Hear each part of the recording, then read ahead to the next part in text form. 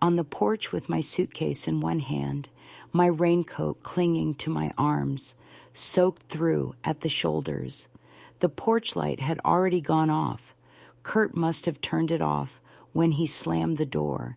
It wasn't cold, yet I felt chilled to the bone, not from the weather, but from the weight of what had just transpired. At 73 years old, with 2 children, 4 grandchildren, and a pension that had never been late, I found myself standing outside my daughter's home in the rain, holding all my belongings in 2 suitcases. It began with a sentence I hadn't anticipated, especially from him. "We're short on rent, Helen. You live here, so it's time you started paying, or you can leave." It wasn't a suggestion, nor did Janine say it. It was Kurt, her husband of 8 years, sitting in my late husband's favorite chair as if it had always been his. I didn't respond at first. I thought maybe he was joking, or I misheard, or it was one of those things a man says when feeling powerless, jobless, ashamed. But he was serious, and Janine didn't utter a word. Perhaps I should have seen it coming. Weeks of tension, whispered conversations when I entered the room, Kurt snapping at the kids, Janine rubbing her temples every time I asked what was wrong. But nothing prepares you for your child standing next to a man who just threatened to evict you and choosing silence over defense. I said no, not loudly, not even angrily, just no. Kurt, I'm not giving you my pension. I think I surprised him with my calmness. Maybe he expected tears, pleading, or softening. But I had spent most of my adult life softening for others, smoothing out my opinions, stepping back, making things easier. That part of me was exhausted, worn out. An hour later, when I returned from the pharmacy, my bags were already packed, sitting by the front door, lined up neatly, as if I were a guest who had overstayed her welcome. No one answered when I knocked. I stood. Standing there in the drizzle, hands still raised, I could hear the TV inside, likely cartoons for the twins, but no one came out. The bags were light. I've never been one for accumulating clutter. Just a few changes of clothes, my photo album, my Bible, a scarf my mother gave me the year before she died, and the pension card that had suddenly become someone else's claim. The neighbors across the street either pretended not to see or genuinely didn't notice. Rain has a way of dulling drama, making it feel personal. I dragged the bags down the steps one by one and placed them in the trunk of my car. It was still my car, in my name, paid for with cash 6 years ago. One of the few things that hadn't been turned into communal property over the past year. I sat behind the wheel for a long while without starting the engine, not because I lacked a destination. I knew where to go. My friend Ruthie had told me long ago, if things ever go wrong, come to her. No questions or judgments. But even with a plan, you have to sit and let the moment sink in. Let it rest on your shoulders. Let it sting. I remember watching the windshield wipers, observing the rain bead and streak. I thought of the casserole I left in the fridge, the twins' drawings on the fridge door, and how Janine used to sneak into my bed after a nightmare when she was little, whispering, "Don't tell Daddy I cried." I started the car, and by the time I reached Ruthie's, the rain had become a mist. She lived just 15 minutes away, but I took the long way. I needed the drive. The slow road where I used to walk with my husband on Sunday evenings, the gas station where I once got locked out of my car, and a young clerk offered to call my son before realizing I no longer knew the number by heart. Ruthie opened the door before I even knocked, having seen my headlights. She took one look at me and said, "So it's happened." I nodded, and without asking, she pulled me into an embrace and asked, "Tea or whiskey?" I opted for tea, as I always do. That evening, sitting in her cozy kitchen, wrapped in a blanket with the scent of peppermint filling the air, I allowed myself to truly feel everything. The betrayal, the loneliness, but also a strange, consistent clarity. For the first time in ages, I saw the truth, not the version I had been trying to believe, but the raw, unvarnished truth. Janine hadn't defended me. Kurt felt entitled to my money, and I had been living as if I were a guest in my own life. That night, something within me changed, not suddenly like a lightning strike, but more like a slow, decisive hinge, closing one door and creaking another open. Grief doesn't always scream. Sometimes it arrives quietly, methodically, like folding laundry you no longer need, sorting through drawers filled with someone else's toothpaste, or noticing the silence in a room where children once laughed. That's how it was after James passed.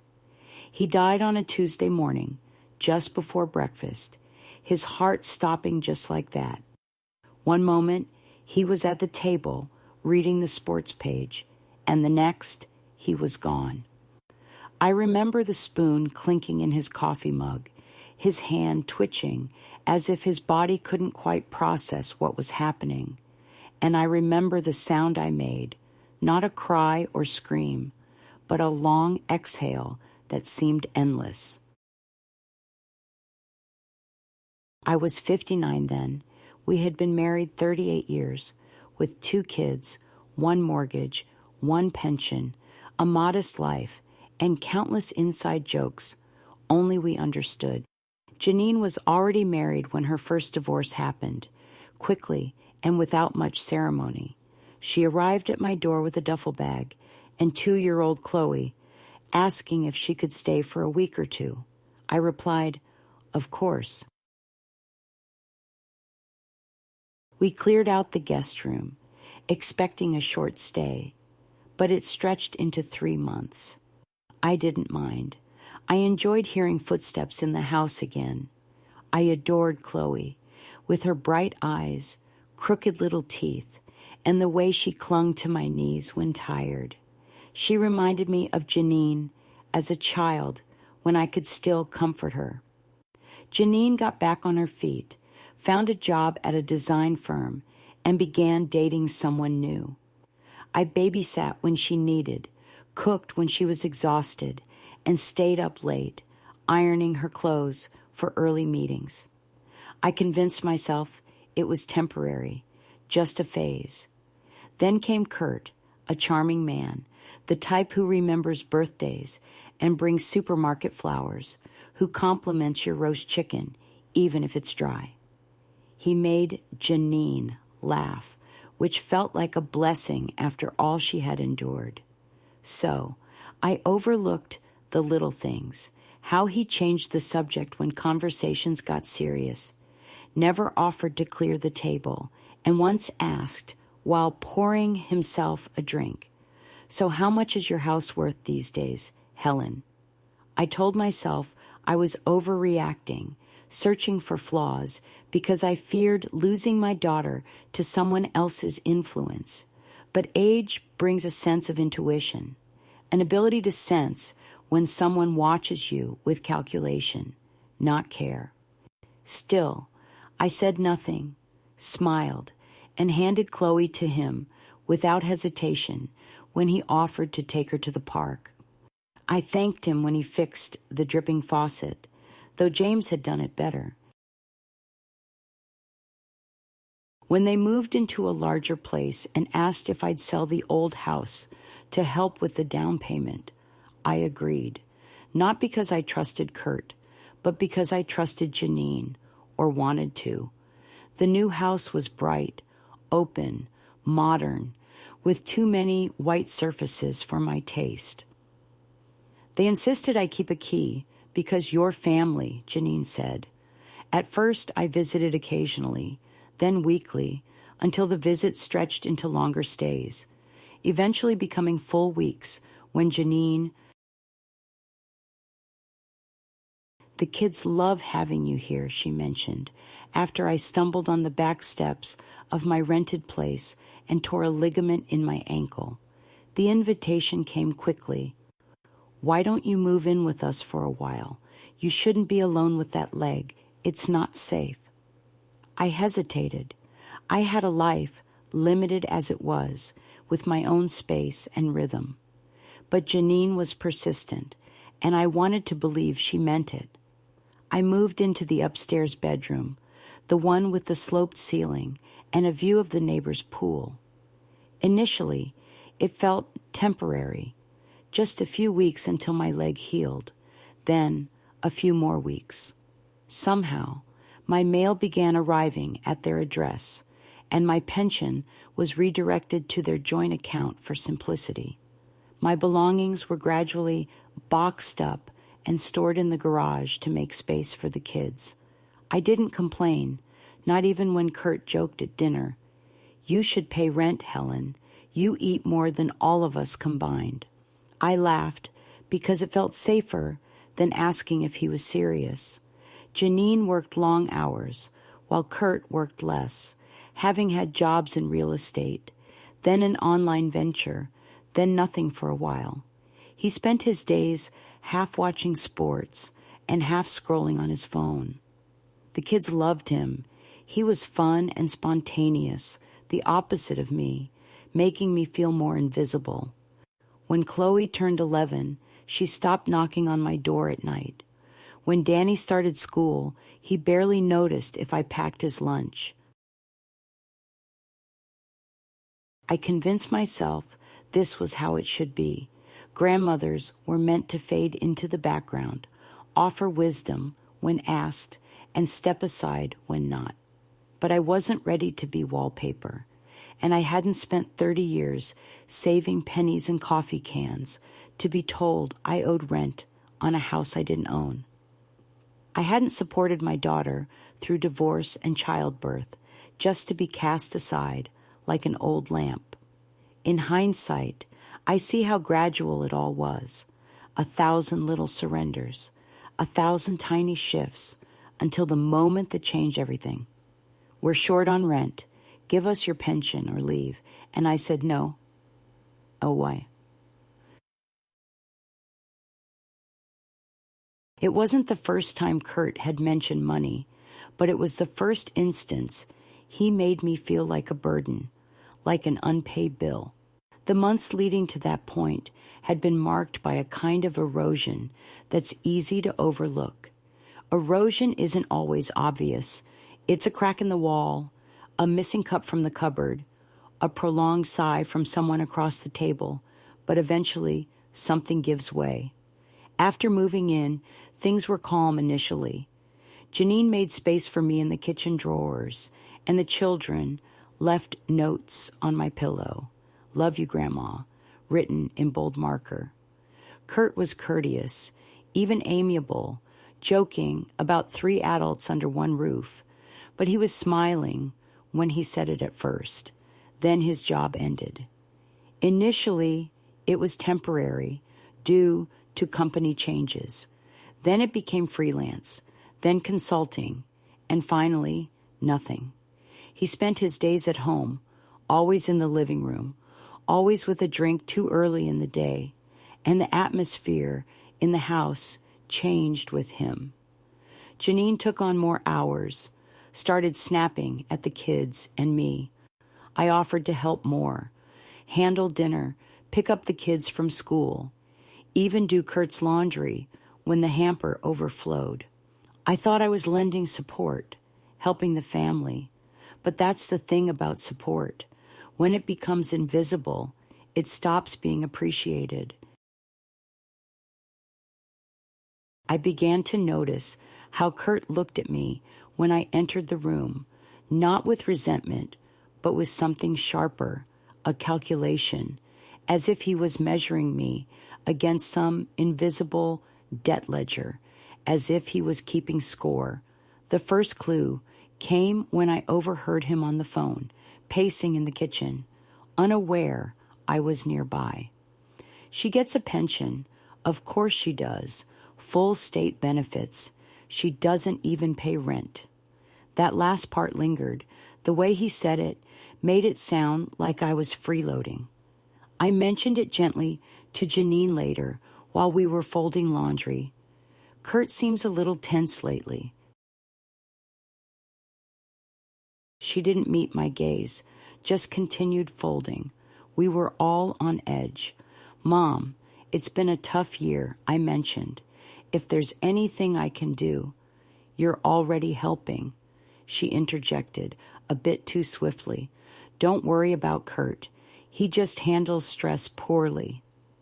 I should have pushed further, but I held back. Then the bills appeared, almost intentionally, left on the table for me to notice. Rent, electricity, internet, groceries. They weren't addressed to me, yet they seemed like invitations for a conversation. One evening, Kurt joined me on the porch, beer in hand. It was dusk. The kids were inside, and Janine was working late. Without looking at me, he asked, "Do you ever think about what it costs to run this place?" I hesitated. "I mean," he continued, "you're here all the time, using water, electricity, internet. It adds up." "I cook, clean, watch the kids," I replied cautiously. He acknowledged, "Sure, but that's not rent." There it was. I informed Janine the following morning. Her reaction was subdued. Too subdued. "He's under pressure," she explained. "He's worried about money. We both are." "I understand," I replied, "but I don't owe rent. I'm your mother, not a tenant." Her expression remained unchanged, and she didn't truly defend me. After that, tensions rose. Suddenly, the thermostat became a battleground. "Helen, it's not your place to set it to 75. It's costly." The groceries I purchased were deemed unnecessary, and the milk was reserved for the kids. I found my missing pension card in the kitchen drawer, but no one knew how it ended up there. One morning, Janine left a spreadsheet on the counter. "Just so you understand what we're dealing with," she said. It outlined their monthly expenses, rent, utilities, food, insurance. A line caught my eye. Contribution TBD, to be determined. Their intentions were clear, yet I refrained from confronting them. I wanted to believe it was just desperation speaking, a temporary rough patch. During one of those strained dinners where silence reigned except for requests to pass the salt, Kurt set his fork down and addressed me. "Look, Helen, we're short on rent this month, so we need your full pension since you're living here." He didn't even flinch. I glanced at Janine. She avoided my eyes and said nothing. I felt a chill on my face, not from anger, but from a deep disappointment, a kind of grief more profound than anger. I apologized deliberately, but refused. That was the last meaningful conversation we had. The next day, things were noticeably colder and more strained. Janine barely spoke. Kurt slammed drawers, and the kids were hurried upstairs, faster than usual. That afternoon, I returned from picking up a prescription to find my bags packed by the front door, 2 suitcases, my umbrella, and my folded cane. I knocked, but there was no response. The porch light was already off. The upstairs bedroom had once been Chloe's before she outgrew the unicorn wallpaper and moved downstairs. When I moved in, I tried to make it mine with a few framed photos, my pillow, a knitted blanket I made after James passed, the one with uneven edges because I cried through most of it. but it never stopped feeling like a temporary space, the kind of room offered with stay as long as you need, but always carrying an unspoken deadline. When I first moved in after my ankle fracture, they were kind. Janine cleared the bookshelf, made room in the closet, and even brought me a small nightstand lamp. Kurt carried my suitcase upstairs, joking, "Don't worry, Helen. We'll let you out when your sentence is over." And call Grachei. I laughed, even though the remark hurt more than I showed. They assured me it was only temporary until I recovered. "We're a family," Janine reminded me. "Families look after one another." I believed her and wanted to believe her. Initially, I stayed out of the way. I made breakfast early before anyone else was awake, tidied the living room, folded laundry no one asked me to fold, walked Chloe to the bus stop, bandaged Danny's skinned knee, and prepared dinners. No one verbally asked me to do these things, but the silent appreciation carried its own expectation. Then one morning, I came downstairs to find Kurt already in the kitchen, his face set. "Hey, Helen," he said without glancing up from his phone. "Could you pick up the kids today? Janine's tied up at work, and I've got things to handle." He didn't say please or ask if I had plans. He just assumed I was free, as if my schedule was open for others to fill. I agreed, of course, and continued to agree. Trips to the grocery store, dry cleaning pickups, last-minute babysitting. Then the first utility bill was handed to me with a smile, and mind helping out this month? It was framed as a favor, a small gesture, and I was still under their roof, not fully healed, still thankful. So I helped once, then twice, and eventually it stopped being a question. "You've got your pension," Kurt reminded me one evening, pointing to the bill on the table. "It's not like you're paying rent elsewhere." I remember that sentence clearly because it was the first time I realized how they had begun to see me, not as a person, but as an asset. I told myself they were stressed, that things would improve. I rationalized because that's what mothers do, what grandmothers do. But the atmosphere in the house had shifted. Janine began referring to it as our space when asking me to lower the TV volume. Kurt moved my mail into a drawer to keep the counter uncluttered.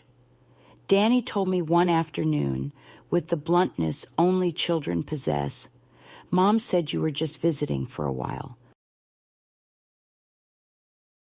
After 6 months, I attempted to speak with Janine, choosing an afternoon when the kids were at school and Kurt was out. She was folding laundry on the couch as I stood nearby, nervously clasping my hands. "I've been thinking," I began, "maybe I should find a place of my own again. It's been a while." She paused mid-fold, not looking at me, and said flatly, "You don't need to do that. We're fine. It's just that things are tight." "I know," I replied softly. "That's why I wanted to—" She cut me off. "Mom, it's not about space. But if you want to help more with groceries or bills, we wouldn't say no." It wasn't a conversation. It was more of an instruction. From that moment, tension seeped into the household. Conversations became shorter, and the kitchen no longer felt like mine. My tea bags vanished, and Kurt started calling me Roomy with a smirk that made me uneasy. My pension, that small yet steady check, became the unspoken issue in every room. I noticed their glances whenever I opened my wallet, and Kurt would linger when I checked my bank balance online. One afternoon, I returned from the pharmacy to find Janine at my desk upstairs, rifling through my papers. "Just tidying," she said, not bothering to hide the folder labeled retirement. I said nothing, just nodded and sat down. Something within me started to harden, a stiffness in the chest, a growing awareness that this wasn't about care, but control. I realized soon they would stop pretending. The next change was subtle, as most betrayals are, an accumulation of small incidents that slowly eroded the foundation of what we once called family. It started with the groceries. One morning, I opened the fridge to find a sticky note on the milk carton for the kids, written in Janine's neat handwriting. Beside it was a separate container of yogurt, the no-name brand without any label. Message received. I didn't mention it, but began shopping separately, buying my own carton, my own bread, my own tea, and stored them in a canvas bag in the bottom drawer of the fridge. I felt foolish, as if a shared student dormitory, not a grandmother who had raised 2 kids and lost a husband, but it maintained harmony. Then the children began repeating things they'd overheard. Danny, only 7 and straightforward, said, "Mom says it's rude to use other people's things if you don't contribute." Chloe, slightly older and more reserved, remarked, "You used to have money, but now you're just staying here for free." Every time I heard something similar, I felt a small pang of shame, not because they were accurate, but because I hadn't addressed it sooner. The final straw concerning the groceries happened when I found my name added to the supermarket rewards account. Kurt handed me the receipt one evening and said, "You bought stuff, right? Might as well earn points together." The list was almost entirely his. Protein powder, imported beer, razor cartridges. My portion was $11, while the remaining $87 was his. "Just Venmo me," he said, tapping the receipt. "I don't use Venmo," I replied. He laughed. "Of course you don't." That night, I lay in bed, staring at the ceiling shadows. It was early summer. The fan hummed softly. I felt a type of anger I hadn't felt in years. Not hot or explosive, but cold, settling heavily like a stone behind my ribs. The next morning, Kurt announced he was applying for a business grant, something about custom furniture design, and he wanted seed money and an investor.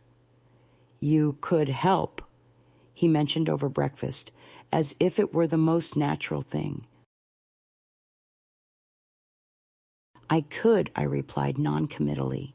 "We've helped you," he added, looking over his coffee mug. "Now, maybe you can help us get on our feet." Janine said nothing, spreading peanut butter on toast for Danny, humming as if she didn't hear a word. I changed the topic. Later, I overheard them arguing in their room. "She's sitting on money. She won't even consider helping," Kurt said. "She's my mother, Kurt. You can't order her around." "No, but I can ask why she's living in our house, rent-free, while we're drowning in bills." The door slammed before I could hear the rest. That evening, Janine came into In my room, she remained standing by the door, arms folded, illuminated by the light from the hallway. "Mom," she said, "I know things have been difficult for all of us, but you're aware we're struggling, right?" "I do," I answered. "And it's challenging," she continued, "when someone in the house has an income and isn't helping out." I gazed at her for a while. "I've been buying groceries," I replied, "cooking, cleaning, watching the kids, picking them up, dropping them off, folding your laundry, fixing their clothes, sitting with them when they're sick. How is that not contributing?" She sighed, not out of frustration, just exhaustion. Kurt's just trying to do something for our future. And I'm just trying to survive, I said. That was the first time I saw her flinch. Afterwards, things became quieter, conversations shorter, smiles more forced. I began avoiding the kitchen when Kurt was home, taking longer walks, staying in my room. But the tension didn't decrease. It grew and turned into a demand.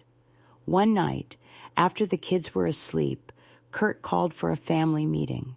Janine sat next to him, looking worn out. "We need to discuss expenses," he started. "We're behind on rent in Helen." He paused, choosing his words carefully. "You receive money each month, more steadily than we do. We think it's fair for you to start contributing more directly to the rent." "Clarifying?" I asked. "To rent?" "Yes," he confirmed. I glanced at Janine, who avoided my eyes, and I realized they had already discussed this. This wasn't a conversation. It was a decision. Kurt leaned forward. "We're short. We need your pension, all of it, just for a few months. And if I refuse?" I asked softly. His expression remained unchanged. "Then maybe this arrangement isn't working anymore." Janine still kept silent, and the silence lingered. "I see," I said, then went upstairs, packed what I could into 2 suitcases, and left the rest. No one stopped me. I didn't really sleep that night. I lay in bed, fully clothed, hands folded on my stomach, with my suitcase zipped by the door. It wasn't exactly fear that kept me awake. That's when I finally realized something I hadn't allowed myself to acknowledge before. They would never stop asking. Kurt wasn't going to suddenly wake up and realize he had crossed a boundary. Janine wasn't going to sit next to me and say, "Mom, I'm sorry. I should have protected you." That apology wasn't coming, not because they were heartless, but because this situation had become normal to them. The temperature had been rising in the pot for months, and I had been sitting in the water, convincing myself it was just a warm bath. I thought maybe they would forget what they'd said the night before, that it was just in the heat of the moment. I even quietly hoped Janine would come in the morning and say something gentle like, "Kurt didn't mean it," that she'd appear remorseful, offering toast and tea like we used to on weekends when Chloe was a baby, and the house still smelled of diapers and lotion. But no one knocked. I went downstairs around 8. The kids had already left for school.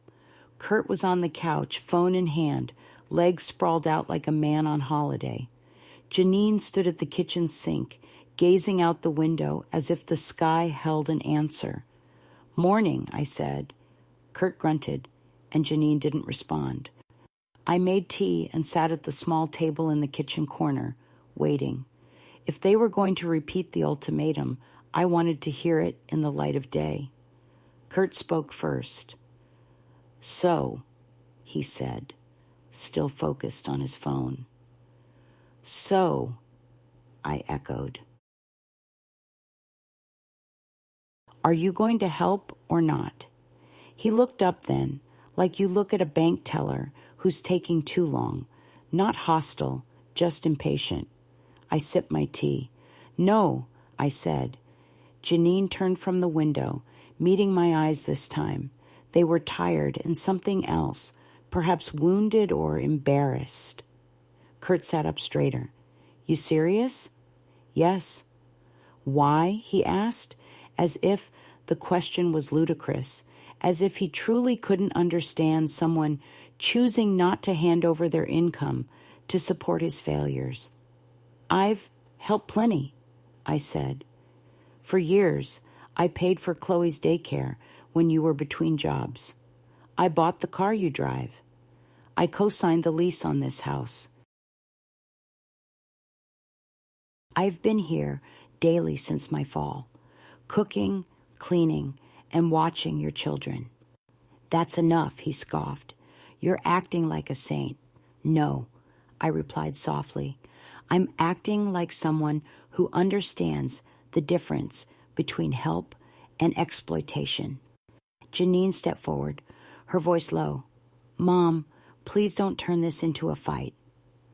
I looked at her closely. Where were you last night? I asked, while your husband was telling me to give up my pension or leave. She swallowed. It wasn't like that. It was exactly like that, I replied. We stood there, the three of us, enveloped in a silence so dense I could hear the refrigerator hum and the wall clock tick behind me. For a moment, I thought Janine might cry, but she didn't. Kurt stood up. If you're not contributing, you can't stay, he stated. Simple as that. I nodded once. Then I'll go, I said. Tonight. He looked surprised. Janine's mouth opened slightly, but no words came out. I'll call Ruthie, I added. She has a spare room and dignity. Don't be dramatic, Kurt said. No, I replied. Don't be greedy. I walked back upstairs, each step feeling heavier, not from sorrow, but from finality. Something within me had closed, a door, a chapter, a season. I packed quietly, 2 suitcases, one for clothes, one for everything else, toiletries, documents, my reading glasses, the pearl earrings James gave me on our 30th anniversary. I left the blanket I'd knitted, let them have it. It had seen too much. I was nearly done when I heard movement outside my door, a shadow, then retreating footsteps, no knock. I waited, still nothing. At 5:30, I left the room. My suitcases were by the front door. I had moved them earlier without a word. Neither Kurt nor Janine asked where I was going, nor did they say goodbye. But they did one thing. While I was out at the pharmacy picking up my blood pressure refill, they moved my bags outside onto the porch. It had started to rain, a light, steady drizzle soaking the canvas. When I returned, keys in hand, I saw them sitting there, side by side, wet and waiting. I knocked. No one. I arrived and rang the bell, but still nothing. I stood there briefly, noticing the curtains in the living room shift slightly.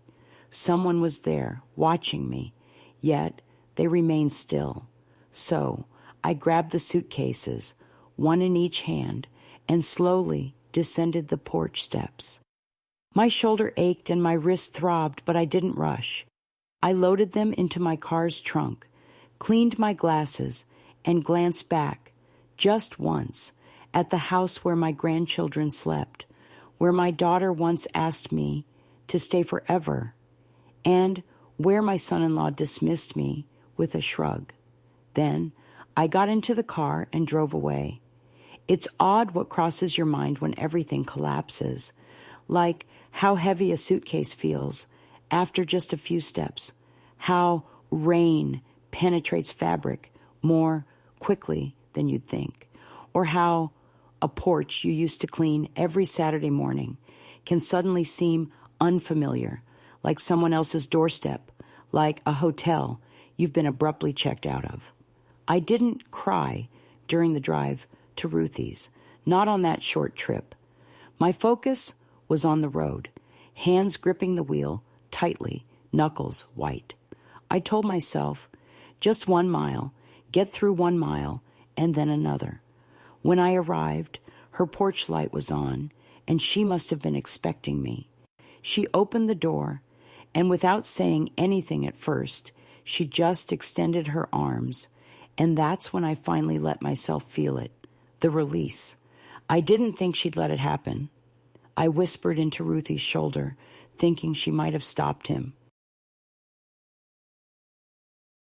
I know, honey, Ruthie said, holding me like I was a little girl again.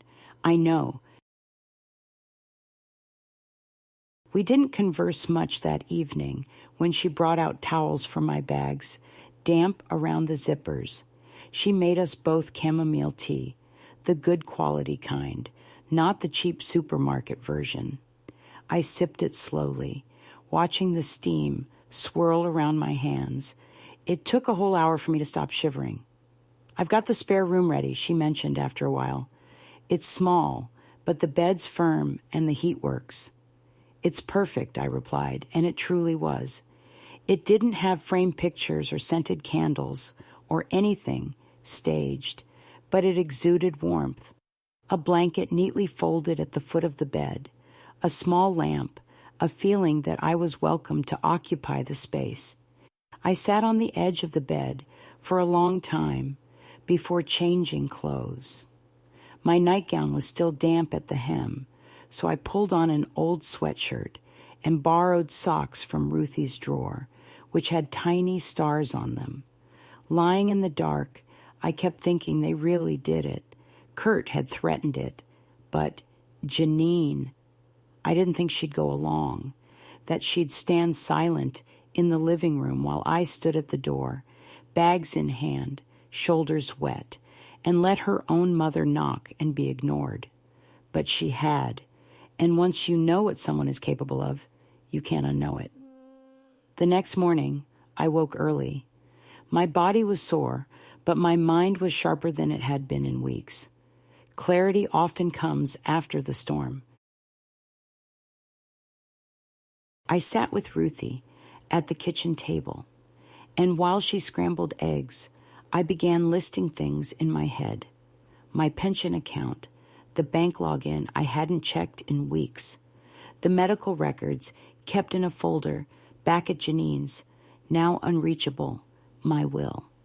I need to get my paperwork in order, I says to my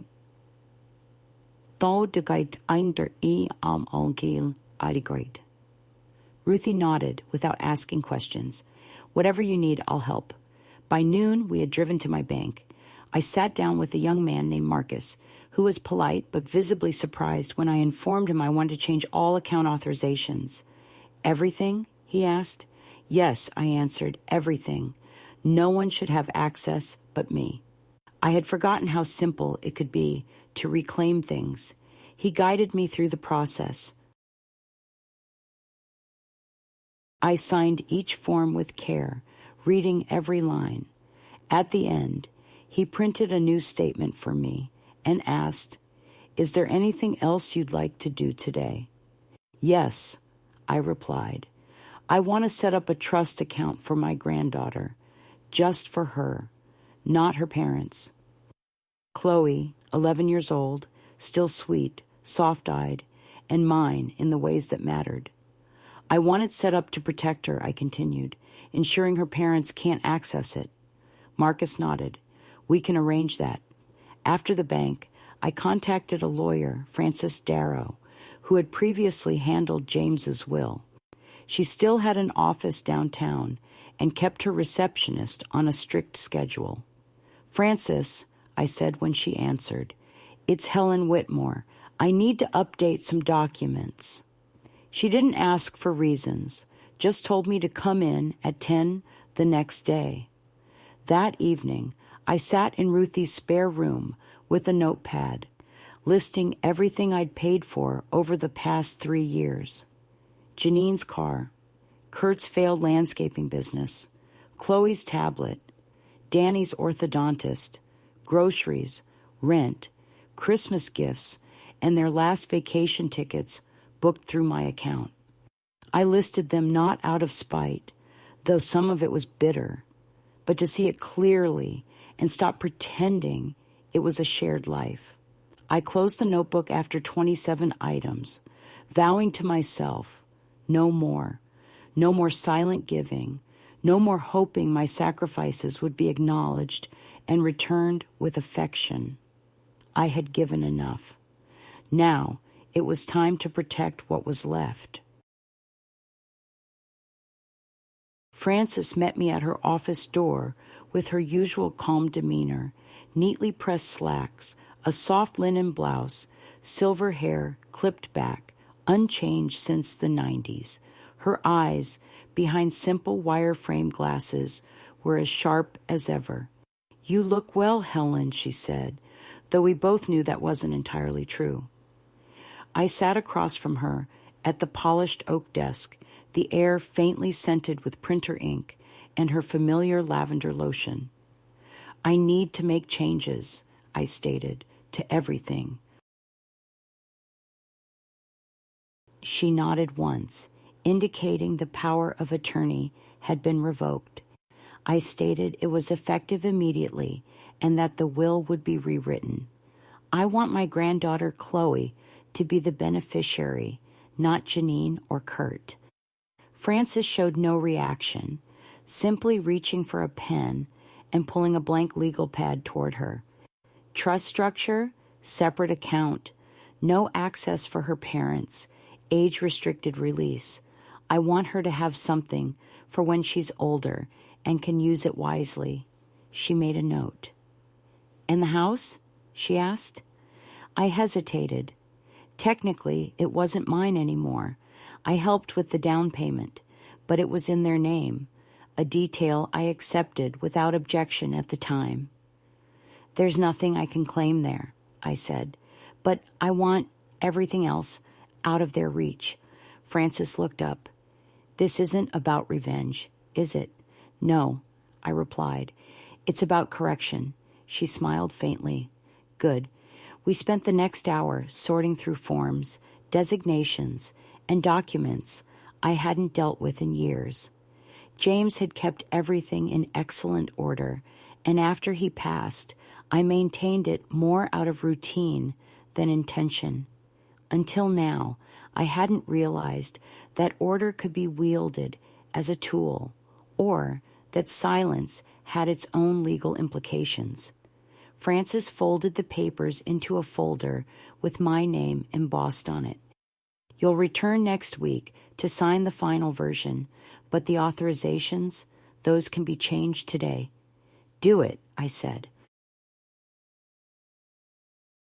As I left her office, I felt lighter, not free, not yet, but anchored in something I hadn't experienced in a long time: control. Back at Ruthie's, I sat at the kitchen table and explained everything. She didn't interrupt, just refilled my tea and nodded occasionally.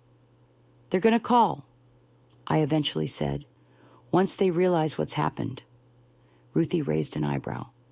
"And I'm not answering." That evening, my phone began buzzing. First Janine, then Kurt, then Janine again. No voicemails, just missed calls. I turned the phone face down. They didn't know yet, but they were beginning to sense it. The silence was its own message. The next morning, there was a knock at the front door. It wasn't them. It was a courier with a single manila envelope. Addressed to me, with no return address, was a handwritten letter from Mom. "I don't know what happened. I understand you're hurt, and I know Kurt can be challenging, but as a family, we're supposed to support each other. You've been an integral part of this home and our lives. The kids miss you, and so do I. Please call me Janine." There was no apology, no acknowledgement of what she had allowed, and no mention of the bags left on the porch in the rain. I folded the letter neatly and placed it back in the envelope, not to destroy it or reread it, but to leave it in the past where it belonged. Ruthie entered the room and sat next to me. She didn't inquire about the envelope's contents. Instead, she asked, "Have you thought about where you'll go next?" I nodded, saying, "I want a place of my own, small, quiet, just mine. No more shared keys, no more sloped-ceiling guest rooms, and no more waiting for permission to exist." She raised her teacup, and we clinked cups like old friends on a porch swing, like women who had spent lifetimes bending for others and finally remembered how to stand. That night, I reopened the notebook, the one with the list, and drew a line under the last item. Then, in bold letters, I wrote, "No more asking, no more waiting, no more silence." I closed the notebook, planning to find a new apartment the next day, and tonight I'd sleep without worry. The apartment wasn't luxurious. It was a one-bedroom on the second floor of a building from the 70s, with beige carpeting that had seen better days and kitchen cabinets that creaked when opened too quickly. But it had windows that caught the afternoon light, quiet neighbors, and nobody to dictate when I could adjust the thermostat. It was mine. I signed the lease the same week Frances finalized the documents. The property manager, a kind woman named Letitia, gave me the keys and a folder filled with rules and emergency contacts. She then leaned in and said, almost conspiratorially, "If you want to hang wind chimes on the balcony, I won't say a word." I laughed. I hadn't laughed like that in weeks. The move was straightforward. I didn't own much, just 2 suitcases and a few boxes of books. Ruthie assisted me with packing, my notebook, papers, and the framed picture of James and me at the Grand Canyon, one of our last trips together. He wore a floppy hat and a shirt I disliked, but he looked so content, smiling into the sun. I placed that picture on the windowsill in my new bedroom and stood back, gazing at it for some time. "We did okay," I whispered. "You'd have liked this place. It's quiet, no shouting, no demands." The first night felt strange, not exactly lonely, as I had felt lonelier in a crowded house, but quiet in a way that allowed everything to surface. I sat on the floor among half-unpacked boxes and made tea using a borrowed kettle. Ruthie had offered to help me settle in, but I told her I needed to handle this part alone. As the kettle hissed, I mentally listed things I needed, things I preferred not to ask for, items I would gradually buy: a proper bed, a reading lamp, a dish rack, a matching set of towels, a chair for the balcony. That night, I slept on the floor on a folded blanket and awoke with a clearer mind than I'd had in months. The next day, I went to the library, obtained a card with my new address, used a public computer to fill out change of address forms, noted what still needed forwarding, and searched for secondhand furniture stores. At the first store, I found a gently used armchair, the kind you sink into, with arms worn smooth by someone else's elbows. It was sea green, faded, and perfect. They delivered it the same day. I placed it near the window and sat with a notebook on my lap, not the one with the list of sacrifices, which I had stopped opening. This one was new, with a fresh cover, symbolizing a new beginning. On the first page, I wrote what comes next and began to jot down, "I will eat dinner when I choose, not when someone else dictates. I will leave dishes in the sink overnight, and no one will reprimand me. I'll purchase strawberries even when they're not discounted. I will firmly say no when I mean it, and will no longer justify why my money is mine." Around noon, the first message arrived from Janine. "Mom, I heard from the bank. I don't understand why you're cutting us off. Can we talk?" I gazed at the screen for a while before turning off the phone. I hadn't blocked her yet. I wasn't ready for that, but I needed some quiet. The following message wasn't from her. It was from Chloe. It read simply and sincerely, "Grandma, are you okay? Mom says you're mad. I miss you." My heart ached at that, not from guilt, but because Chloe was innocent. She was just 11, yet old enough to feel the tension, to notice when a voice falls silent in a household, to worry. I didn't respond right away, treating her message as something delicate. Then I replied, "I'm okay, Sweet Pea. I needed a new place to rest. I'll call you soon." That was enough. That night, I sat on my new balcony, in my new chair, listening to the sounds around me. A radio softly playing 2 floors down, a dog barking once and then quieting, the hum of life I no longer needed to manage or mend. I sipped tea and watched the moon rise through the branches of an old oak tree across the street. No one awaited me, no one watched, and no one demanded explanations. It wasn't a dramatic freedom. It was the freedom of a deep breath, and for now, that was everything. Frances had everything prepared when I arrived. The paperwork was neatly organized with sections, each page marked with a colored tab. I sat across from her once more, this time in deliberately chosen attire.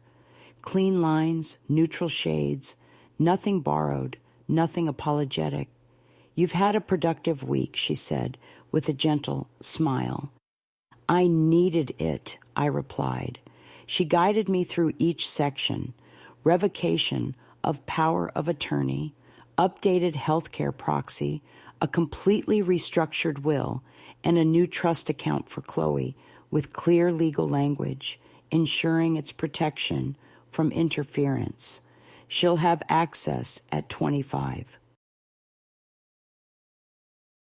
She mentioned activating the clause at the earliest opportunity, and only she could invoke it.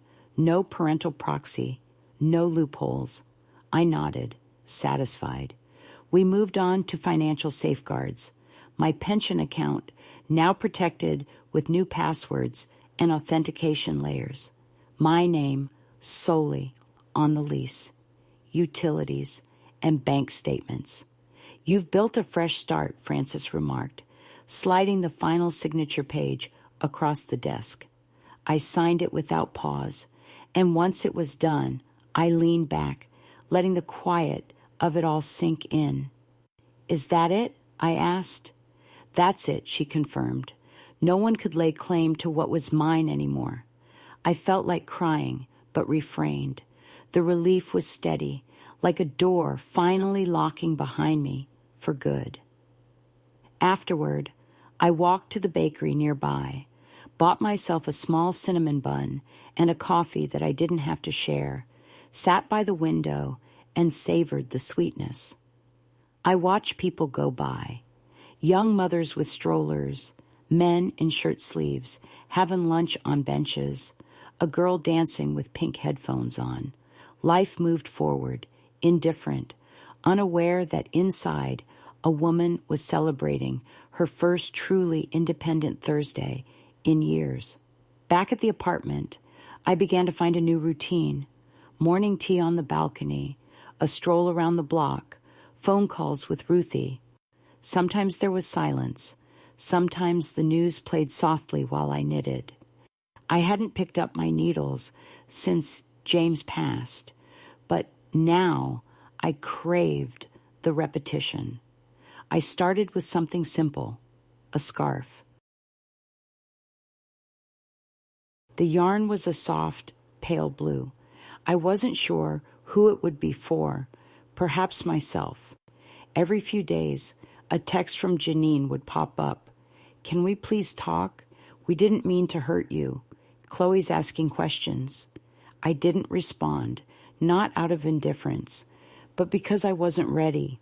Allowing her back in unchanged would unravel everything I'd accomplished. Chloe wrote again. "Hi, Grandma. Mom says you moved. I hope you're safe. I love you." That one I answered, "I'm safe, sweetheart. I love you too. I'll call you soon. I promise." I meant it, but I also intended to do it on my own terms. A week passed, then 2. On the 15th day in my new home, I went grocery shopping for simple items like bread, eggs, butter, and my favorite marmalade. The cashier smiled as she handed me the receipt, and as I left, I realized I had completed the entire shopping trip without worrying about what Kurt might criticize or what Janine might consider wasteful. In the parking lot, I noticed a mother tiredly scolding a teenager, which reminded me of Janine. I remembered her standing barefoot in my kitchen, stirring pasta with Chloe on her hip and Danny drawing on the linoleum under the table. Her behavior didn't start with cruelty. That came later. It began with stress, and I repeatedly let the stress justify the harm, but not anymore. That night I lit a candle, sat at the table, and wrote a letter to Chloe, a real letter on paper in my best cursive. "Sweetheart," I wrote, "I've moved into a quiet little apartment where I can breathe, think, and rest. It's not far, but it's very different. No shouting, no demands, just me, my tea, and some yarn that keeps tangling. I miss you. I'm proud of you, and I want you to know that being kind doesn't mean letting people hurt you. I'll call soon, and maybe one day you'll visit, not because you're told to, but because you want to. Love always, Grandma."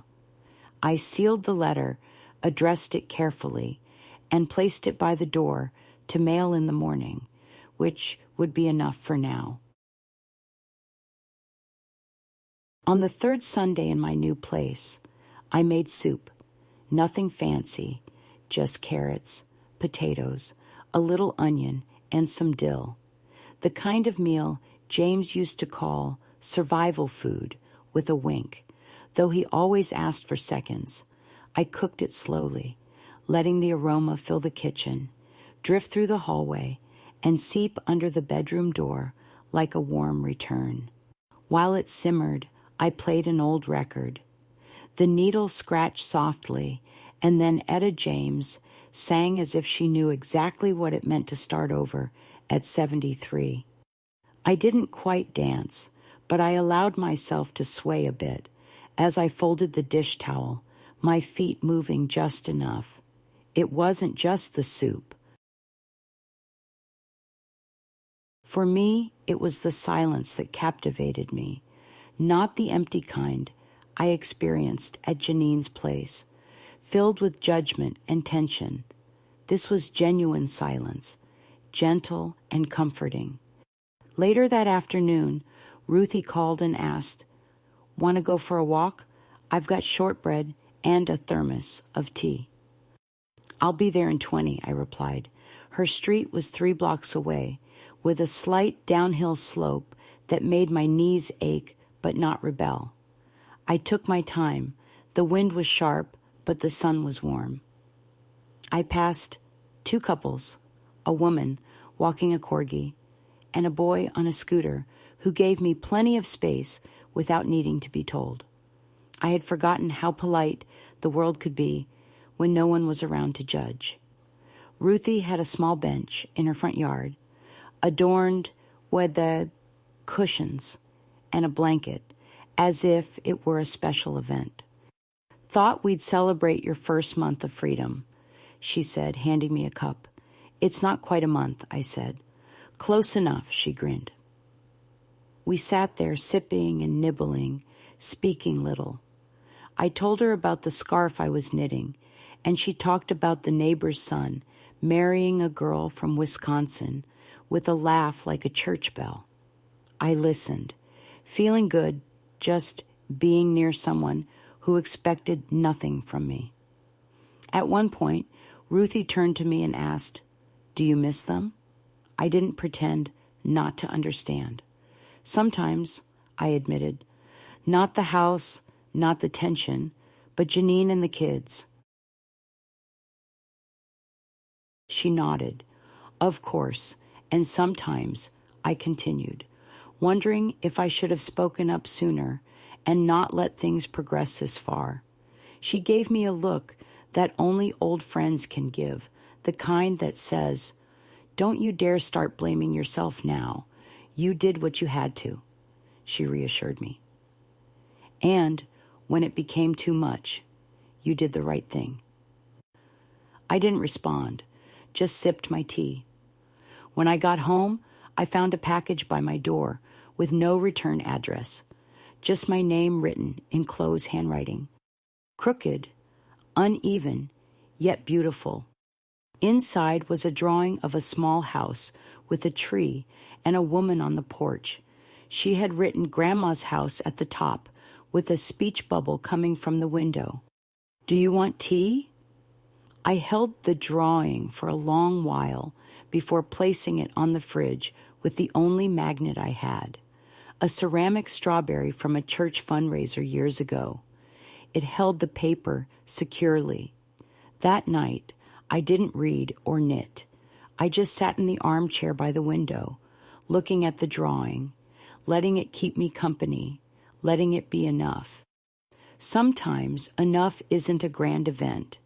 Sometimes it's a little girl's drawing on a fridge in a peaceful apartment. The call came on a Tuesday afternoon as I was setting a plate of toast next to my tea.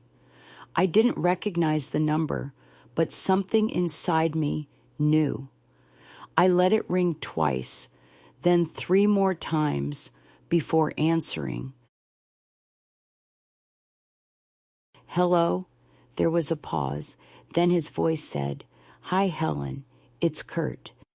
I hadn't heard his voice since that morning on the porch when my suitcases were already soaked and he wouldn't open the door.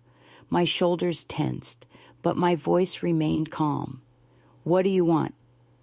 "He cliai clistre." S-N. Fro. I thought, maybe we could talk. I waited. "I know things got tense," he said. "I wasn't at my best. I was under a lot of pressure. We both were." "I see," I replied. "I thought maybe we could fix things. I mean, Janine's been upset, and Chloe too." I let the silence linger. I'd finally learned the power of silence. Eventually, he added, "She's been asking about you a lot. I'm not the one who closed the door on her grandmother." He didn't reply. "Kurt," I said, "I'm not interested in apologies that sound like excuses." There was another pause. "Well, if you change your mind, I won't." I ended the call. It took me a moment to move. My hands were steady, but my chest felt empty. I stood by the window, watching the light change on the building across the street, breathing deeply through my nose. Then I sat down and ate my toast. An hour later, the phone rang again. It was Chloe. I answered before the second ring. "Hi, Grandma." "Hi, sweetheart." Her voice was softer than usual, as if she had found a quiet spot to call me. "I got your letter. I'm glad." She paused, then asked, "Can I visit you?" I hesitated, not because I didn't want her to, but because I knew what that visit would entail. Questions, and possibly not getting the full story. "Do your parents know you're calling me?" I asked. "Not this time," she replied softly, "but I told Mom I missed you." She didn't say no. That said it all. "All right," I said. "You can visit, but it has to be your choice, not theirs." "I want to," she said immediately. "Can I come this weekend, just for a little while?" I smiled, the first genuine smile in days. "Yes," I said. "I'll make apple pie, the kind with the cinnamon crust." She laughed. "Can I help roll the dough?" "Of course." We hung up a few minutes later, and I sat in my chair, looking at the drawing on the fridge. Grandma's house, a tree, a cup of tea. That night, I made a list.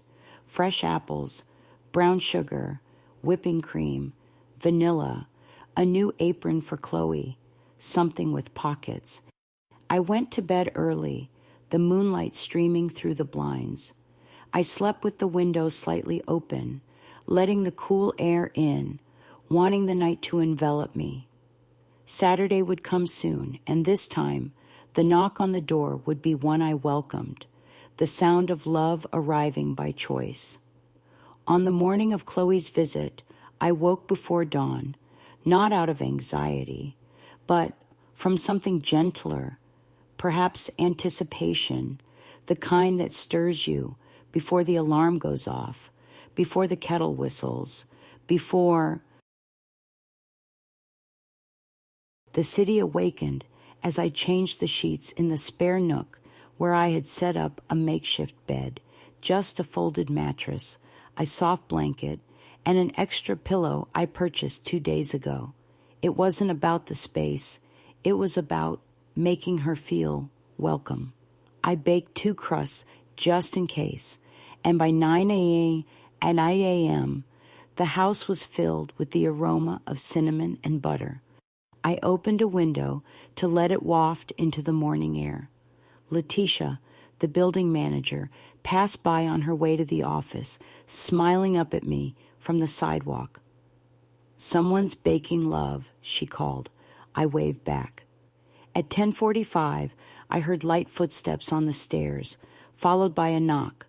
I opened the door, and there was Chloe, 11 and growing taller by the day, hair tucked behind one ear, wearing an oversized sweatshirt.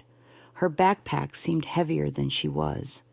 Behind her, Janine stood a few steps down, arms crossed, not coming closer. "Hi," Chloe said. I opened the door wider. "Come in, sweetheart." She stepped inside, glancing around quickly. "It's small," she remarked. "It is," I replied, "but it's mine." She smiled. Janine didn't enter, just called out that she'd pick her up at 5. I nodded and closed the door. We stood for a moment, simply looking at each other. "Would you like some tea?" I asked. She grinned. "You really do say that all the time." We sat at the small table with 2 steaming mugs between us. I didn't rush her, allowing her eyes to roam the room, noting the photo of James on the windowsill, her drawing still pinned to the fridge with the strawberry magnet, and the knitting basket beneath the window. "Did you really knit all that?" she asked, pointing to the half-finished scarf. I did. It's slower than it used to be. "It's pretty," she said. We discussed school, how Danny had taken her place on the couch, and how the neighbor's dog barked every morning at 6. She said she disliked math this year, but liked her teacher's earrings. Then she grew quiet. "Mom's been sad a lot," she mentioned, "since you left." I nodded. "She says you just left." I took a deep breath. "I didn't just leave. I was pushed out, maybe gently, but pushed." She nodded slowly. "I kind of thought that," she said. I reached for her hand across the table, and she let me hold it. "You don't have to choose sides," I assured her. "Just know that no one should treat people like objects, not even family." She blinked. "That's how it felt, like they were using you." I squeezed her fingers. "That's why I left." After a moment, she whispered, "I'm glad you did." I stood up and headed to the counter. "Now," I said, "let's bake a pie." She rolled the dough with careful hands, her tongue sticking out like Janine used to do when she was young. She sliced apples confidently and mixed sugar and spices with surprising precision. When we put the pie in the oven, she flopped into the chair dramatically. "Baking is hard," she declared, "only the first 100 times." We had lunch on the balcony, sandwiches, a few grapes, and 2 slices of warm pie. She said it was better than the store-bought kind. I didn't argue. At 4:45, her phone buzzed. "Mom's outside," she said, standing slowly, reluctant. At the door, she turned back and hugged me tightly. "I want to come again," she said into my sweater. "You always can." As she descended the stairs, she turned for a final wave. I waved back, and once the door closed, the silence returned, but this time it was comforting, as if something had been mended, even if just a little. A week passed after Chloe's visit, then another. The pie plate remained in the drying rack for 3 days before I finally stored it away, not because I forgot, but because I wanted it there, a visible reminder that something sweet occurred and could happen again. The apartment settled back into its peaceful routine: morning tea, reading by the window, a new knitting project, this time a blanket in a soft green, progressing slowly. I picked the color without much thought, only realizing during the second scheme that it matched the sweater Chloe had worn during her visit. Her texts arrived every few days now, brief ones: math test B+, Grandma Magic, Mom says hi. I told her to write that herself. Can I come back next Saturday? I always said yes. Then, one Thursday afternoon, a letter arrived, not in an envelope, just a folded piece of paper slipped under my door while I was out shopping. I found it when I returned, bag still in hand, the paper half hidden on the floor, as if it didn't want to be noticed. I recognized the handwriting before even touching it: Janine. I sat at the table before opening it, made tea, and let it steep too long, wanting to be prepared. It wasn't lengthy or emotional, but it was something.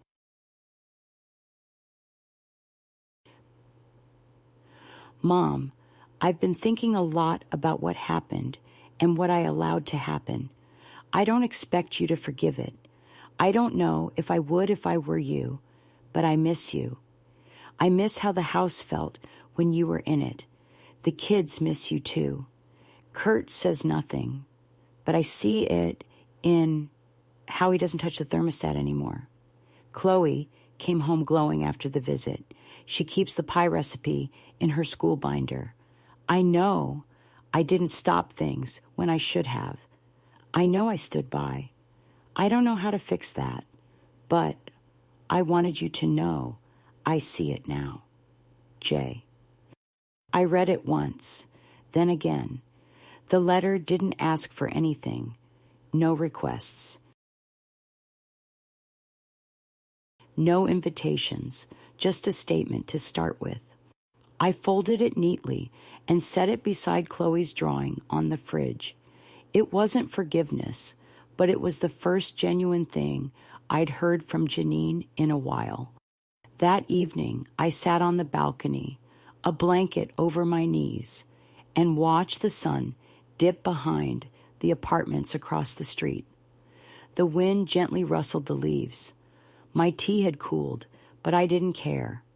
I pondered what it meant to forgive, not to forget or excuse, but to choose peace for myself, to release the tension that had been held since the day I packed my bags. I wasn't sure if I was ready to respond, but I realized one thing. I wasn't angry anymore, and maybe that was enough for now. When Chloe visited again, she brought a plastic bag of cookies she'd baked herself. "They're kind of hard," she said, holding the bag as if it were a precious cargo. "Danny said they tasted like soap, but he still ate 5. We sat at the table and bit into one together. It was indeed hard and slightly soapy, but I smiled and said, 'He's clearly just jealous.' She grinned widely, the gap in her top teeth still present. She stayed longer this time. We didn't bake. We didn't need to. We just sat. She asked about the scarf I was knitting and told me about a friend at school who wore purple eyeshadow and didn't care what others thought. I told her I admired that kind of person. Chloe nodded. I rather,